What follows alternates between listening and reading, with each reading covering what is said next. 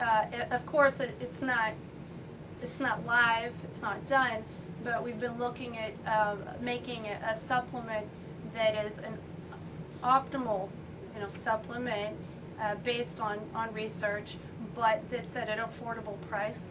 I mean, that's where you can go and you can read about it, and it's a collaborative effort with all of the members, because people are sharing their knowledge, or people are figuring and debating, and look what this is saying, we should lower this, or we should add this, and that's and we also through the members we have found a way to get it made and to get it produced.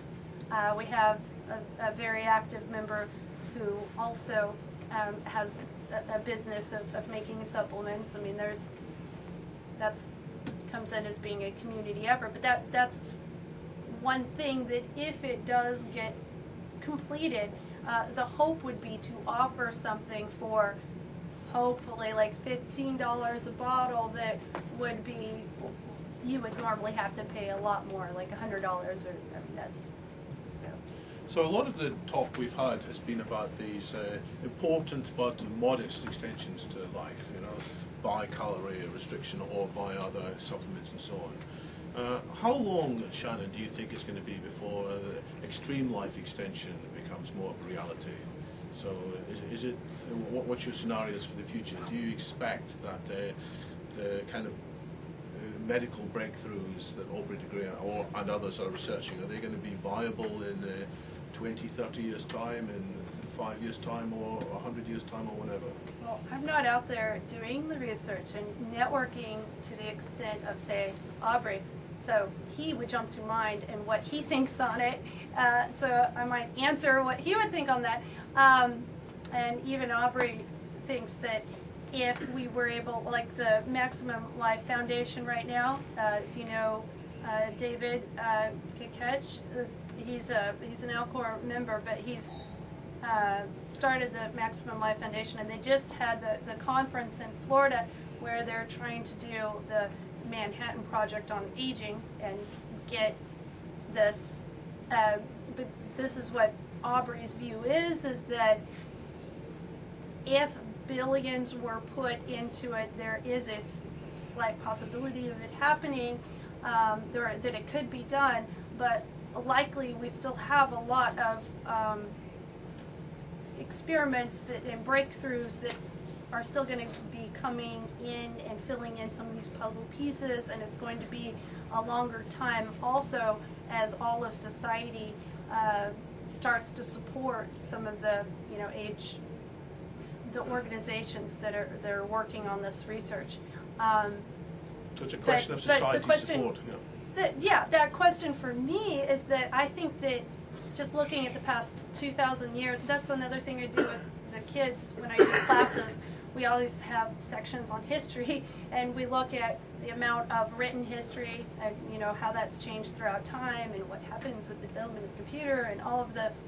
But if you look at the amount of change, even with all of the great changes we've had in the past 100 years, and looking at some of those things and amazing things that we have, I still think that it would take I see a slow change.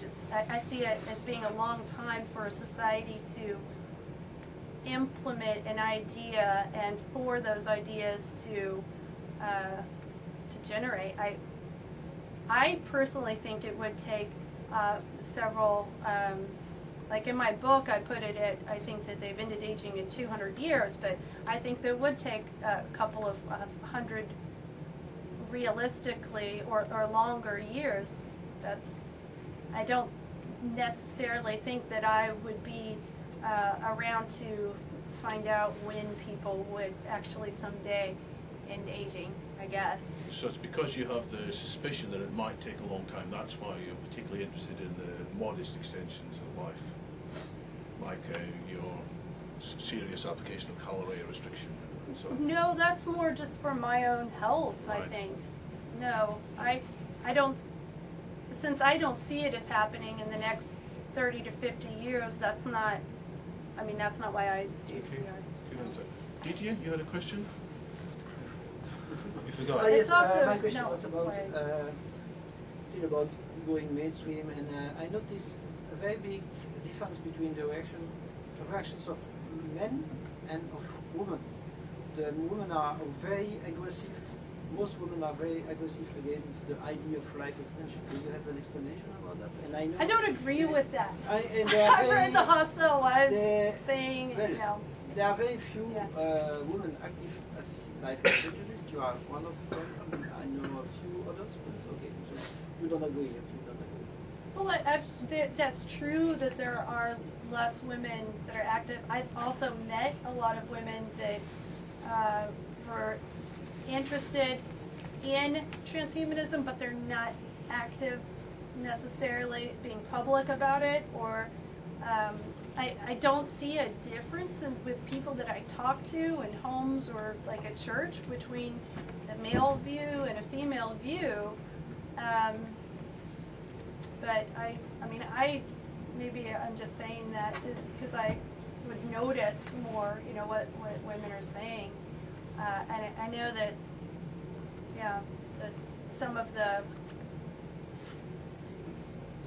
there aren't that many that are really well known in the Because my impression is that's because the women, they have children, and so they are more, it's more the side of the natural, it's natural, and it's a cyclus, and so it's a bad thing not to have a cyclus like one. It's person speaking about this. Personal opinion. But you could also argue, just to interject there, that females actually have less time to advocate because they're involved in feminism. So which is the genuine economic argument. It's because people have, women have really aggressive reactions against it. Well, There's a question at the front. I haven't seen aggressive reactions. I'd just like to comment that there's been several questions in how do we build this more into a mainstream movement. And I'd just like to reflect that for me there is very strong arguments also in that it's not only good for the person but for the ecosystem as well in the calorie restriction concept. And that is a very good selling point that can be built upon because we know the environmental movement is very powerful. And I personally see calorie restriction more as a seed in a movement of which we could call resource restriction as a general lifestyle, where people just ride bikes and don't ride cars and don't fly. Rather than restriction, optimization might be a better choice of word. Resource optimization. Restriction, people to react against it. We have good skin Yes, there doctors are many here. debates Work it about out. that. Changing the name. It's been the Calorie Restriction Society for so long, but no work, you know. Well, optimize. Well, Yeah. that's what it sounds like you're doing. Been a lot of Restricting or choosing to absorb the required amount of calories. The correct point.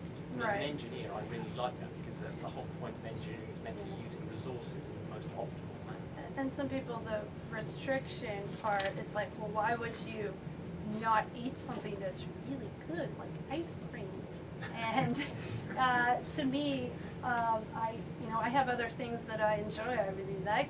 I mean, I love like walnuts and dark chocolate chips, and I mean, having like, I would have 3, and that lasts a long time. And with the chocolate chips and carrots, I mean, I enjoy that. See, and this to sounds me, like chocolate, basically. It's the classic. Do you choose to eat a gigantic bar of fat-filled chocolate with 1% cocoa, or do you have a couple of squares of really nice dark chocolate?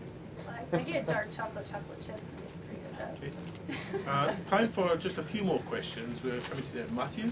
Yeah, so you've spoken a lot about cryogenics, calorie restriction. It's actually cryonics. Yeah, it's- Cryogenics is Sorry. a physical lowering of things in low temperatures. And uploading. And you haven't really talked about anything to do with genetic engineering and whether you see this as kind of like, because I kind of imagine that to be where the solution will be. What type of involvement does the Institute have with that? Well, some of the research that we would support